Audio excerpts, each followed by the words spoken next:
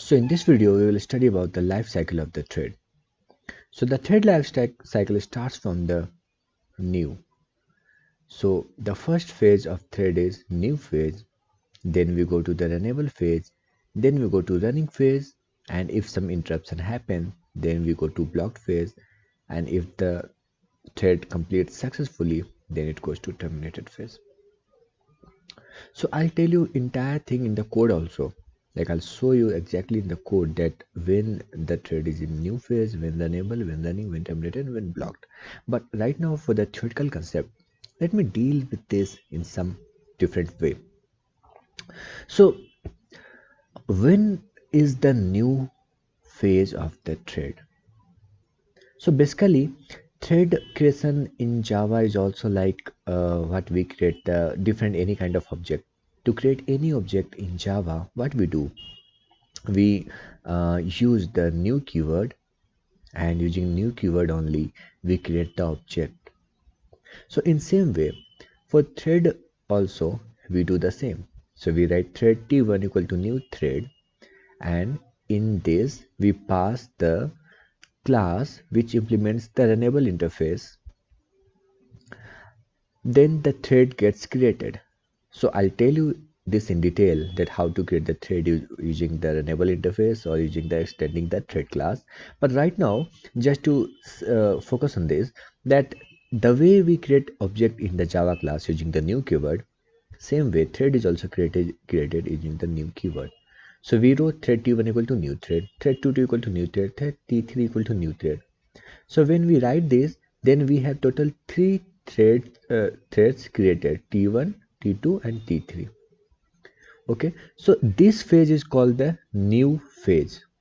So these threads are new, they are not doing anything, they are just sitting idle, and they are waiting that if they are given some task to execute, then they will work on it.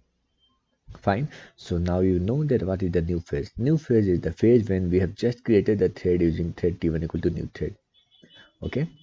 So this is the new phase. Now, what is the renewal phase? The renewal phase is the phase in which the threads are now able to run. Okay, able to run. They are not running. They are able to run. So imagine a situation when when the sprinters run in a racetrack. So racetrack is like this, and one sprinter is here, other is here, other is here. Okay. So what happens, that they can run, they can obviously run, but they are not running, but they are able to run. So this is a condition when we can say that sprinters are in runnable phase. They are able to run, but they are not running. Okay. So this is the phase called runnable. So in threads, what happens, that when we execute the start method on any of the new thread, like t1.start or t2.start or t3.start, then this new thread go to the runnable stage. So now earlier they were here, t1, t2, blah blah, t3. Now they will go to the runnable stage after invoking the start method. Now this means that they are ready to execute, but right now they are not executing. Now why they are not executing? So okay, so why they are not executing? There can be some scenario. The scenario is that this is our CPU. Okay, and nowadays CPU has 4 cores or 8 cores. That's different thing. That means that a CPU can process 4 tasks or 8 tasks concurrently. But imagine a situation when this multi-threading concept was first evolved, when it was the beginning of Java. At that time we were having just one core of CPU. So CPU could process only one task at a time in the very beginning when this thread concept was initiated. So then what happened, that we have few threads who are waiting to run. Okay, sorry. Okay, so we have few threads like t1, t2, t3. They are runnable, they are able to run, but they are not running. Why? Because this CPU is busy with some other thread. Let this thread be t tn. Okay, this is not that thread which we have created, some other thread maybe used by some different application. So this cpu is busy executing this thread, so the cpu is busy, so that's why they are not getting the chance to run. Once this thread gets completed, it's over, it's done, then our cpu is now idle. Okay, so then this t1 will come and it will execute. Okay, so now you got an idea that why thread will be in the runnable phase. Runnable phase means it is able to run but it is not running. Why? Because CPU is busy in executing some other thread, or maybe it is busy with some other process. That's why it is not executing it. As soon as it will get the it will be idle, it will take one of the thread. And who will give this thread to the CPU? That is called scheduler. Okay, in our case we tell this as thread scheduler.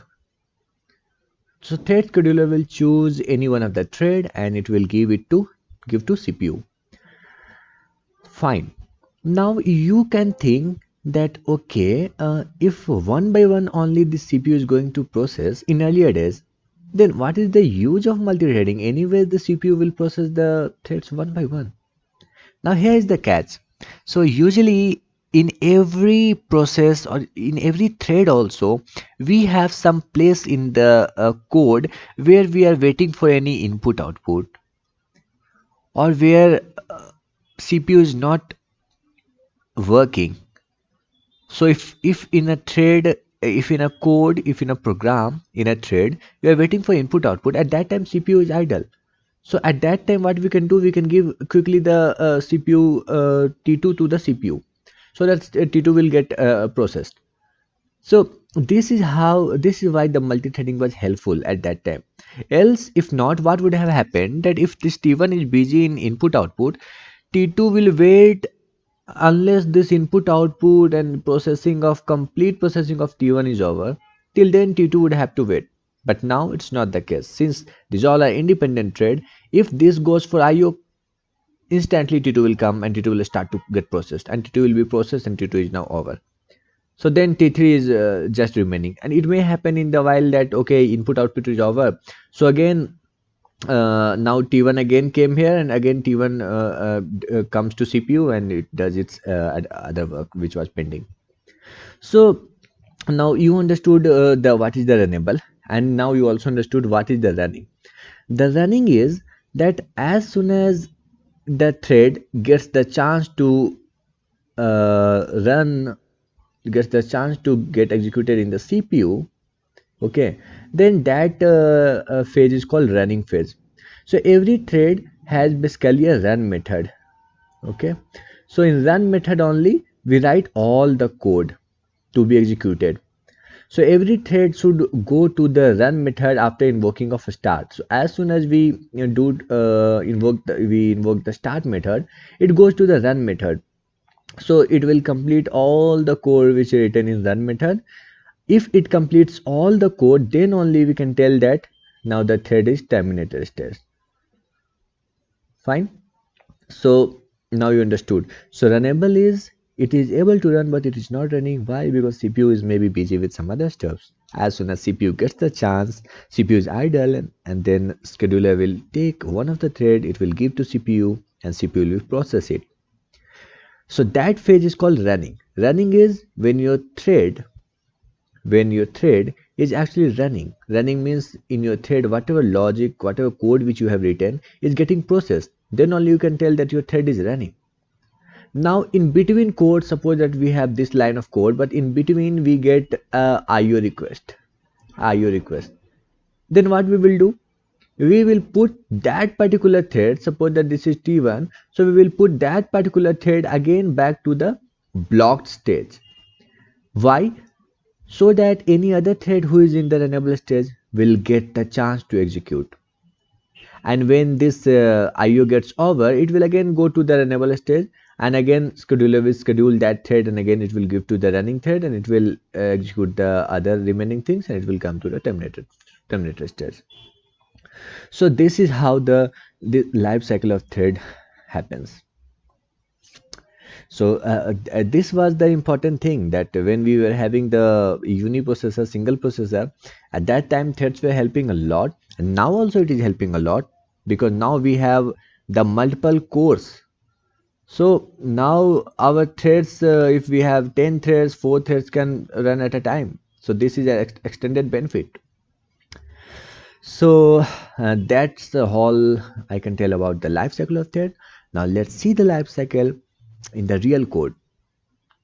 Okay, so see you in the next video. If you like this, please like and subscribe, and do comment if you have any question or any suggestion. Thank you.